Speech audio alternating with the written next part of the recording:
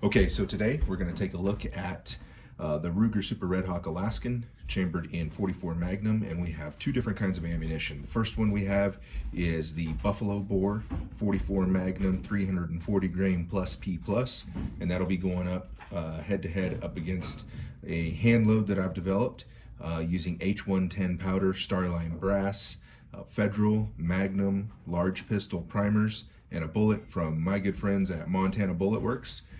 Just kidding, they don't even know who I am, but I like their products. So we're gonna head out to the range. We're gonna take a look at how velocity and recoil is between these two.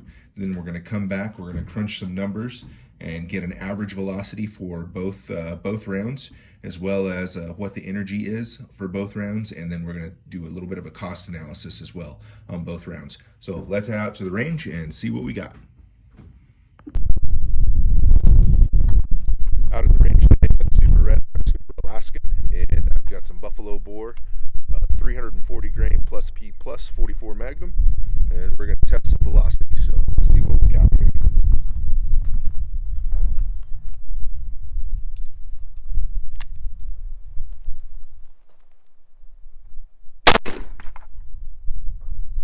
Got 1235.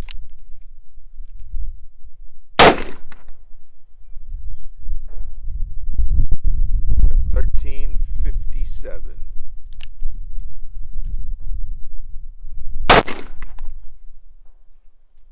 Got 1321.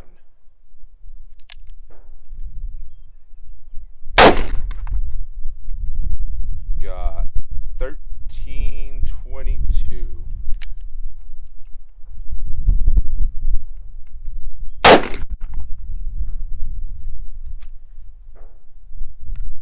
Got 1306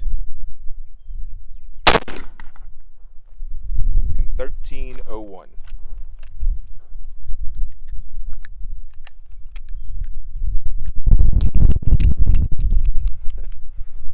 Definitely sticky cases on the ejection there.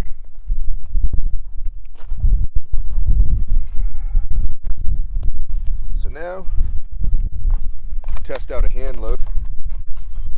Let's see what we've got on this. Now this is a 310 grain bullet using Starline brass, H110 powder, Magnum primer. So let's see what we've got.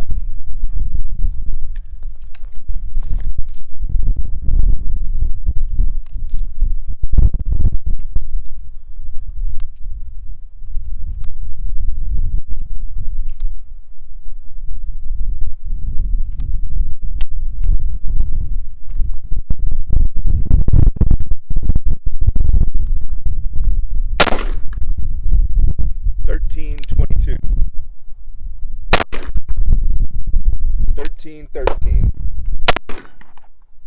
1310, 1309, 1281, 1274. Key on that one. Man, that was a lot lighter recoil too on that. Okay, so I'm going to try to shoot 3 rounds of the Buffalo Bore quickly, and then I'll shoot 3 rounds of the hand loads quickly, and we'll just see if there's a noticeable difference in the time. So let's go ahead and get started. Man, that is just...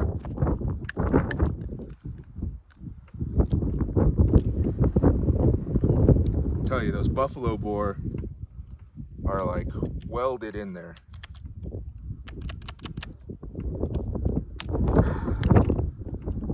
Very sticky, and that's why it's Buffalo Bore is not recommended for, like, you know, Smith & Wesson or anything like that. It's got to be something like a Ruger Super Red Hawk to be able to stand up to that high pressure. So let's try 3 rounds of the hand loads and see what that looks like. Telling you, big difference. Big difference. recoil is a lot more manageable with that hand load. Velocity's not that far off. All right, so I want to give some thoughts on the Buffalo Bore versus the hand load. So Buffalo Bore, the velocity definitely seemed to be a little bit higher. The trade-off was definitely the recoil was a lot harder with the Buffalo Bore versus the hand load. You know, not anything that can't be managed, but very, very noticeable that the Buffalo Bore had a lot higher recoil than the hand load. So I'll be interested to see what it looks like once we crunch the numbers and take into account bullet weight and velocity to see what that energy number looks like between the two loads to see if that significantly higher recoil with the Buffalo Bore is worth it. Okay, so we're back from the range and the results are in. So we'll start off with the average velocity. Average velocity for the Buffalo Bore was 1,307 feet per second. Average velocity for the hand load was 1,301 feet per second. Average energy for the Buffalo Bore was 1,289 foot-pounds. And average energy for the hand load was 1,165 foot-pounds, for a difference of 124 foot-pounds of energy and 6 feet per second difference, and both of those advantages go to the Buffalo Bore.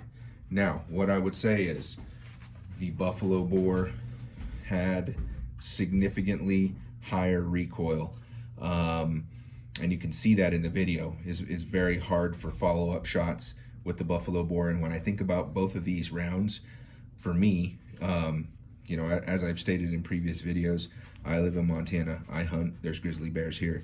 That's what this handgun is for. That's what these rounds are for me.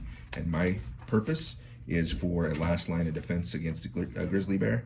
So when I look at the recoil being significantly higher for the Buffalo Bore, I'll just say that I prefer right now the hand load that I've developed, because follow-up shots are easier, and the energy and velocity is, to me, negligible.